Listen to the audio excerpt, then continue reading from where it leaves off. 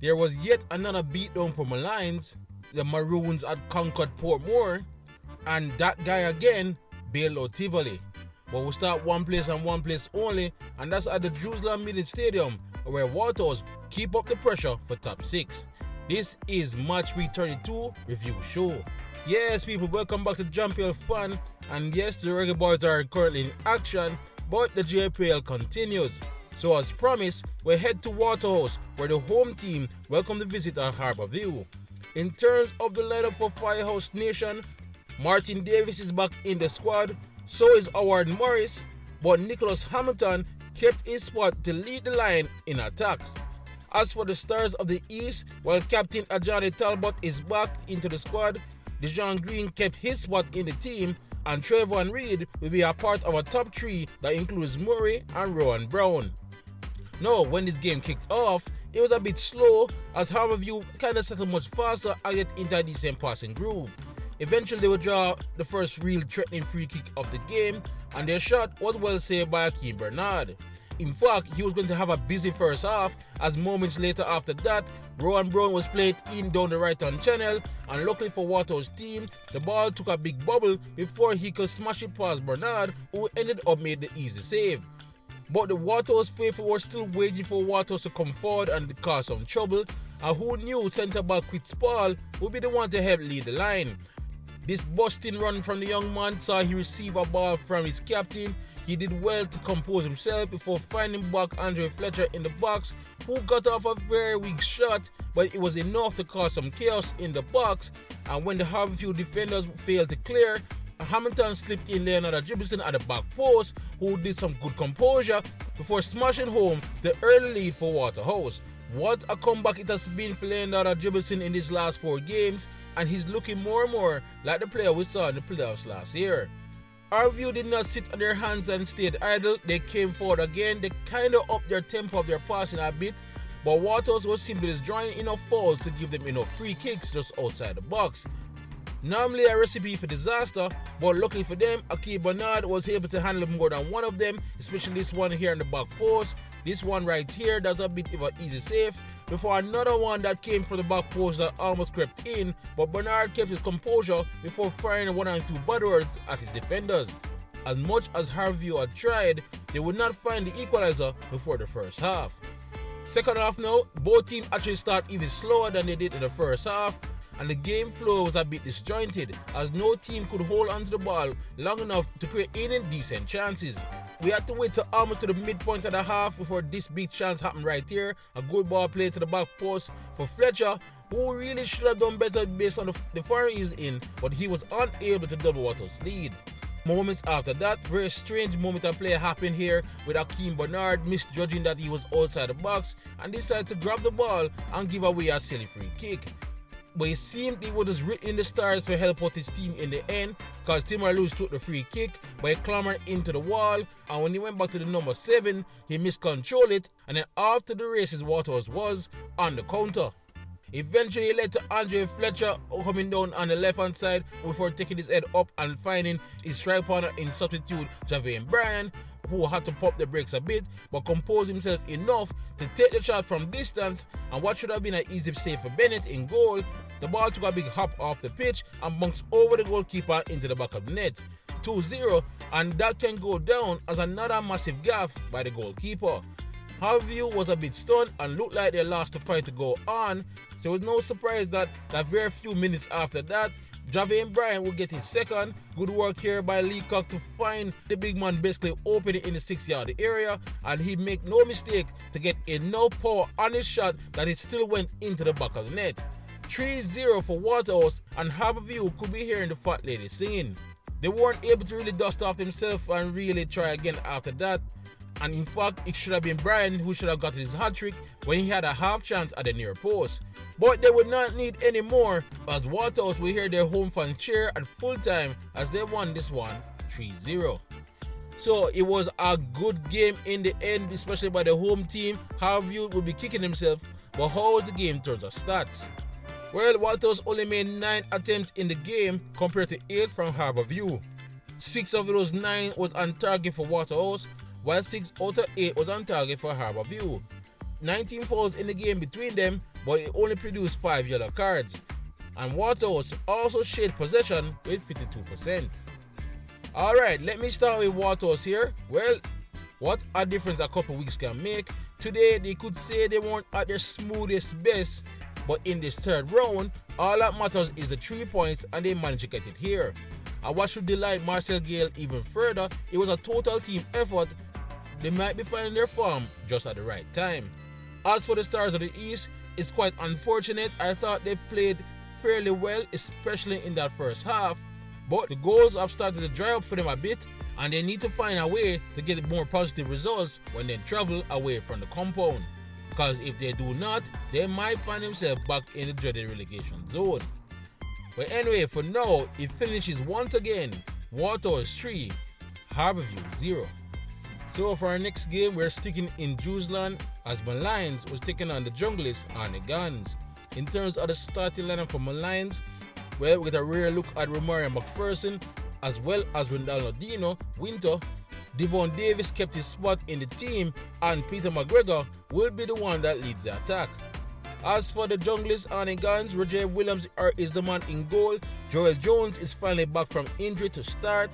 Siobhan Willis also got a start in the middle of the park, and of course without Warner Brown, Captain Famer Reid will lead the line all by himself.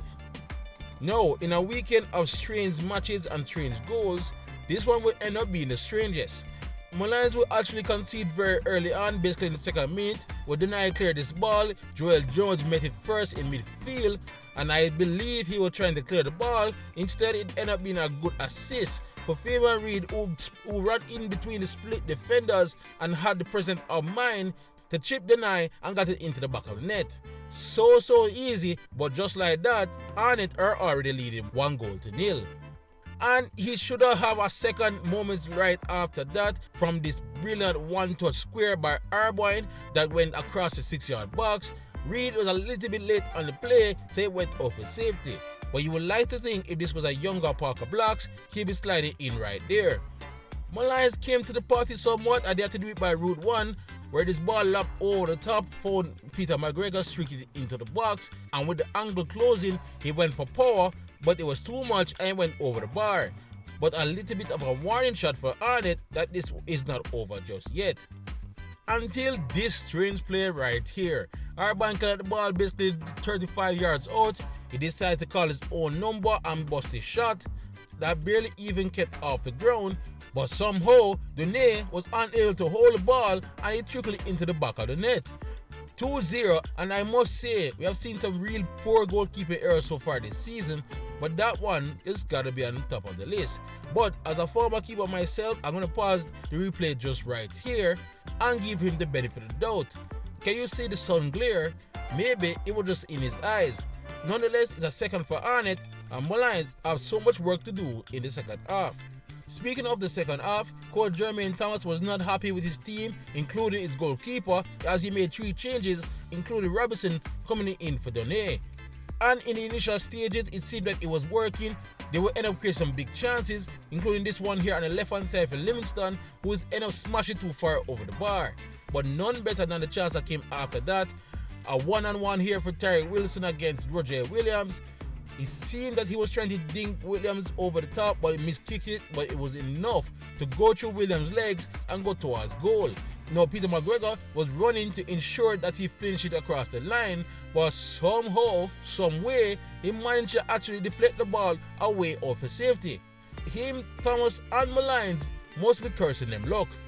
Then after that, Molynes run out of steam and Arnett finally came back into the party after some changes of their own and started to dominate the ball once again. It will eventually lead to Rashane Thomas, one of those substitutes, receive the ball here just outside the top of the box, compose himself before smashing this daisy cutter past Robinson and into the back of the net. 3-0, and that will be Thomas's first goal of the season, and what a way to pull it off. Arnett was now rampant after this as they came again, and this time on this occasion, Kashiki Kelson ran and cut each ear on his left foot before busting his own daisy cutter that also got past Robinson and into the back of the net. A big goal for the talented number 10, and that's now 4-0 on the night for the Junglist. At this point, Molynes was already thinking about home and should have conceded a 5th, where another impressive youngster, Salman, did well to set up another youngster in Giovanni Taylor, but I guess he wasn't expecting the ball to come through, and well, he missed this big opportunity. But they would not need 5, as 4 will be just enough to get them all 3 points. So it was another smashing defeat for Molynes, but how was the game in terms of stats? Well, Molynes managed to have 7 total attempts compared to 15 by the Junglers. Molynes also had 3 of those 7 on target, while Arnett was a bit better, of course, with 6 of those out of 15. Only 1 yellow card apiece in the game, while Molynes had 1 corner compared to Arnett's 5. In terms of possession, no surprise, Arnett had more with 59% compared to Molynes United's 41%. Alright, let's start with Arnett Guns. The attack still looking great despite Warner Brown not being here, but there's still a little bit to work on in midfield and defense, as Molynes definitely got their chances. As for Molynes United, well, they were looking quite comfortable basically a month ago, but results have made a dark turn around where they're now struggling, picking up 5 or 4 each match, and they're now just about close to the relegation zone. The pressure is on once again. But anyway, for tonight, it finishes Molynes 0, Arnett Guns 4. So we move from one well-rested team to another, as Racing United will be playing their first game in 2 weeks in a visit to Tivoli Gardens. In terms of the starting lineup for the home side, Kevin Garnett was back in the squad in favour of Nathan Thomas, Alton Lewis is there at right back, and Roshane Oldfield also started to help out the likes of Fuller, Russell and Anthony Nelson. In terms of the starting lineup for Racing United, well, Andre Clennell get the nod in attack. He will be helped out by Tajay Grant. Young Kadeen Young is also in the starting 11, and of course, there'll be Marshall at the back by Captain Markovich Brown. Now, I stated that the Arnett Molynes game was a strange game, and so was this one. When the game started off, despite this early effort by Tivoli, there was hardly anything happening. In fact, I was struggling to even compile an highlights reel of the first half, as both teams basically cancelled each other, where Racing could not manage Tivoli pressing game, so they would often bypass their midfield and go long, while Tivoli, maybe on fatigued legs, couldn't connect enough passes to really cause any dangers in the final third.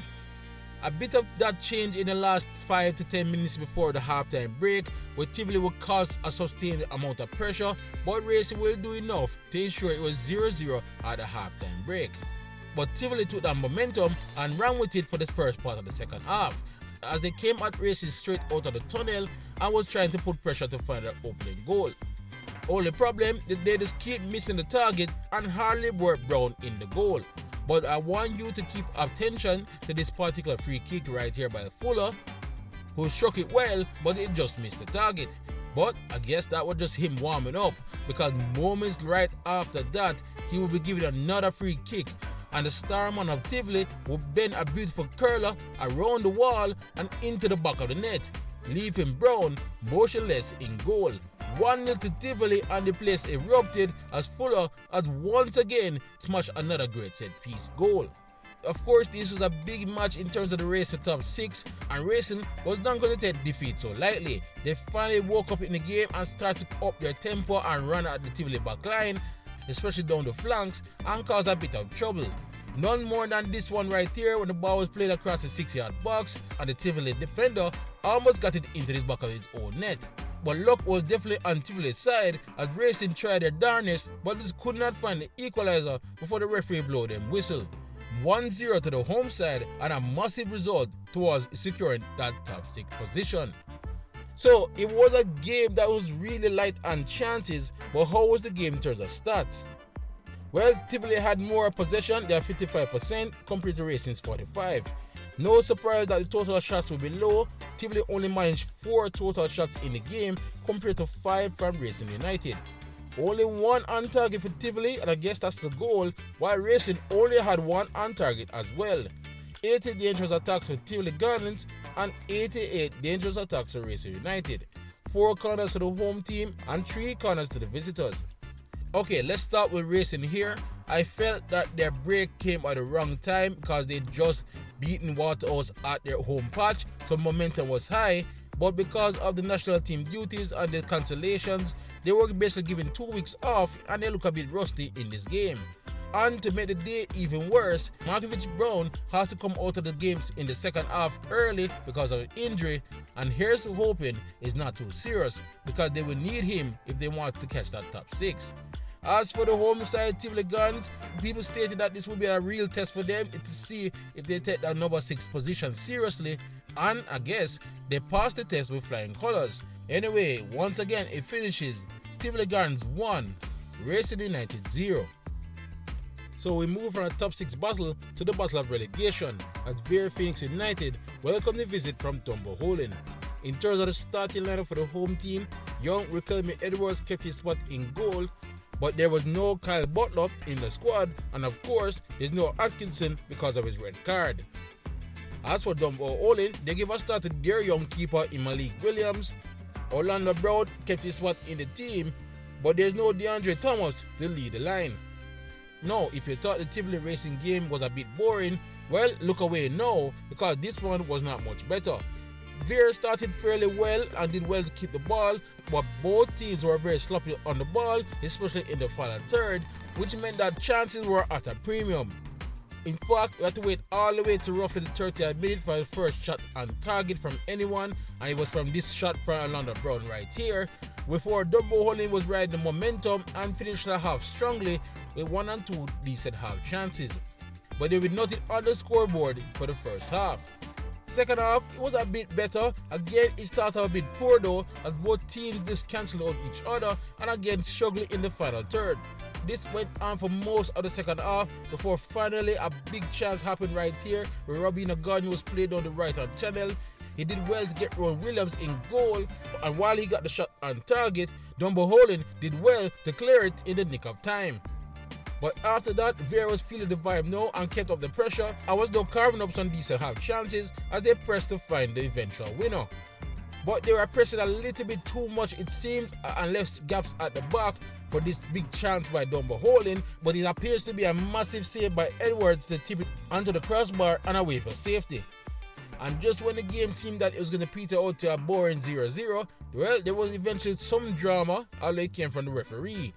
Watkins was already on a yellow card when he made this challenge. Of course, that seemed like a second yellow all day long, but the referee was feeling lenient and decided to let him go. Well, the home fans were not having that. They really started firing up the pressure and the insults, and the referee decided to have a change of heart and decided to call back Watkins for his second yellow card. Yeah, in the end, it was the right call, but you just don't often see the referee changing their mind like that. Anyway, nothing much came from both teams as the game will eventually peter out into a 0-0 stalemate. So, by far not a classic, but how was the game in terms of stats? Well, Dunbeholden actually had more of the possession. They had 51 compared to Vere's 49. Dunbeholden managed to have 9 total shots in the game, and I honestly don't remember much of those compared to 5 from Vere. 3 shots were on target by Vere, while 2 shots on target by Dunbeholden. 56 dangerous attacks by the home side and 59 dangerous attacks by Dunbeholden. 6 corners to the home side and 2 corners to Dunbeholden. Alright, let's start with Dunbeholden first. Well, again, it does seem that they're in cruise control. I don't think they're particularly motivated to try and get any massive results right now, and well, they're just cruising along to the season end. Well, as for Vere, well, I'd said it after the game against Waterhouse that their 2 senior players getting the red card would hurt them, especially Atkinson, because they were 2 less in attack without him today, and they will need him because time is running out. But for now, it ends once again. Vere Phoenix United 0, Dunbeholden 0. We stay in Clarendon for the next team that is fighting relegation, as Humble Lion was hosting Montego United. In terms of the starting lineup for the home team, a rare start for Jamari Morrison in the team. Everald Swaby kept his spot, and so did Glenroy Samuels in goal. As for Montego United, Aaron Inel still on the bench for Devoney Burton. Leonardo Rankin kept his spot in the team, and the attacking trio is Johan Weatherly, Jordan Fletcher, and Owain Gordon. Alright, so the information on goals for this game is a bit light, but I read the reports, so I will try my best to inform you guys on what happened in the match. First up is that Mobe started the game off with more possession and controlled the ball early on until roughly the 10th minute of the game, where the Lions started to have a sustained spell of pressure and were now coming out the Montego United team. In fact, during that spell, they had 2 key plays that happened in the game. One right here when they managed to get the ball in the back of the net, but it was chalked off for offside, so no goals. Roughly 5 minutes after that, they came close once again, this time for a free kick, but as you can see right here, he managed to hit the post and away for safety. Montego Bay was walking on eggshells, but eventually they would get control back of the ball for their own spell of possession and pressure, but the underlying defense held up well. The rest of the half will be basically a back and forth between both teams without no team managing to score a goal. Half-time now, while the Lions started fairly decently, Mobe would be the dominant team for the majority of the second half. This is where they would have majority of their shots, but again, the Lions defense did well to keep them at bay. It's only towards the last 15 minutes of the game, it seemed that Montego Bay tired and the Lions came back into the match and tried their best to try to find a winner. But again, they didn't manage to hit the target as often as they would like, and the game would be called off as a stalemate. So once again, not much happened in this game, but how was the game in terms of stats? While Molynes had 48% of possession compared to Montego Bay's 52%. Molynes had 11 shots in totality compared to 10 from Montego Bay. 2 shots was on target for the Lions and 4 shots was on target for the team from out west. 52 dangerous attacks to the home team and 74 dangerous attacks to the visitors. 5 corners to the Lions and 4 corners to Montego Bay United. Alright, let's start with Mobe here. As I stated a couple weeks ago, they do have some issues breaking down a low block, and Molynes has been a bogey team for this team for some years now. So maybe they should be happy that they got a point in Clarendon. As for the Lions, well, as I stated last week, that they need the home wins to make sure they get out of safety, and while they played decently well in this game, they didn't manage to get the 3 points, which is a shame because there's not much home games remaining. But anyway, for now, it finishes once again Molynes 0, Montego Bay 0. On to our final game now, that includes the final Clarendon team, Chapelton Maroons, traveled to Portmore to take on Portmore United. In terms of the starting line for the home team, Tarek Zimides, of course, is in the lineup, along with Tej Bryan as well up top. Ronaldo Robinson gets a chance at left wing, and Zane Pinnock is also in the team instead of Carlo Benbow to add to the attack. Penalty hero Prince Daniel Smith kept his spot in the team. Levon Williams and Javel Ellis is back in the squad to give a punch up top, and a rare look on Newmore and Blackwood in the team. Now, when the game started, Portmore quickly got into a passing groove and held the ball well, but it would be the Maroons with the first big chance in the game. Ellis did well here to edit the ball onto the back post for Cohen, but he saw Benjamin Williams coming at him, and I guess he panicked a bit and missed the target. But encouragement for Chapelton as they look for a big upset. But they almost carved up a goal at the other end moments after that. Pinnock did well to rob Deacon of the ball right here before laying it off to Tej Bryan, who did well to get Austin the twist before getting off a good shot, but he was well saved by Prince Daniel Smith. Then the Maroons will find the goal. Again for another corner, this time from Cohen from the left hand side. The ball fell to Leon Williams in the box. He did well to try to get anything on target before it bubbled around and fell at the feet of Ellis, who poached it home and give the Maroons a 1-0 lead. It might be the biggest goal in Chapelton's season as they fight for survival. Portmore was not going to take that line down though. They came up the other end in hopes of finding an equalizer. After some good work right here, the ball fell kindly for Tej Bryan right in front of the goal, but it was a magnificent save by Prince Daniel Smith with his feet. Second half though, Chapelton looked like they wanted to wrap up all 3 points and came at Portmore right from the break and managed to produce another big chance for Dustin Cohen right here at the back post. But again, maybe Williams spooked him and he managed to miss the target all over again. But that would be the real last major chance of the second half, because from there, Portmore would dominate with all the chances to get back in this one, starting with Henry right here, who did well to shoot on term with a good rasping volley, but it swerved a bit too much and again missed the target. Portmore will keep coming though, Robinson this time from the manager head over, before they found it even more difficult to break down a Chapelton team that was getting deeper and deeper in their own box. But there was still time for one last major attempt at goal in the 93rd minute. Some good work here by Henry to roll Williams on the byline before he stopped the ball across the 18-yard box for Robinson, who teed up Tarek Zimides at the penalty spot, but his volley, while powerful, well, again missed the target.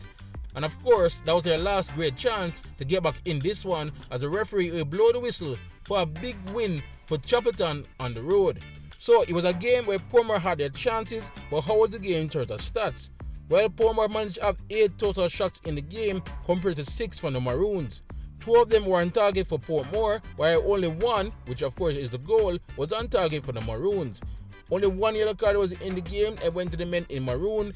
And in terms of possession, Portmore, as I stated, dominated that second half, so they ended with 61% of possession compared to 39% for Chapelton Maroons. Alright, let me start with Portmore first in this one. I gave them credit for scoring more than 1 goal last time out, but again, it's no secret that their goal scoring form in front of the net is a major issue, and it'll be interesting to see if they correct this in time for the playoffs. As for Chapelton Maroons, this was a huge win for them, not only for their confidence of course, but to get away from the relegation zone. That's now back-to-back wins under new coach Vassal Reynolds as he looks to steer them away. Well, so far so good. Anyway, once again it finishes here. Portmore 0, Chapelton Maroons 1. So that was match week 32, and it seems all the goals were stuck in Jerusalem. Anyway, let's move on to the table quickly. More players that remain in top despite being idle for a couple of weeks now. Arnett did gain some ground within 3 points though, with 65 in second. Molynes is right behind them in third with 64 points. Portmore is steady in fourth with 53 points. Tivoli dropped all the way to fifth now with 48 points. Tivoli is sitting nice in the 6th spot with 45 points.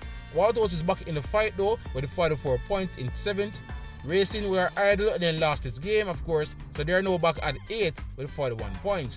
Dunbeholden is not going anywhere in 9th with 33 points. Chapelton though is moving away from relegation with 29 points in 10th. Harbour and Molynes are in 11th and 12th respectively with 28 points, and Molynes gained some ground in 13th spot, 3 points adrift. As for Vere, they still remain in the basement with 23 points from 32 games played. But alright guys, that is all from this latest match week review show. Thank you all for watching, and please like, subscribe and share as we look to keep you all up to date in everything in the Jamaican Premier League leading up to the final in May.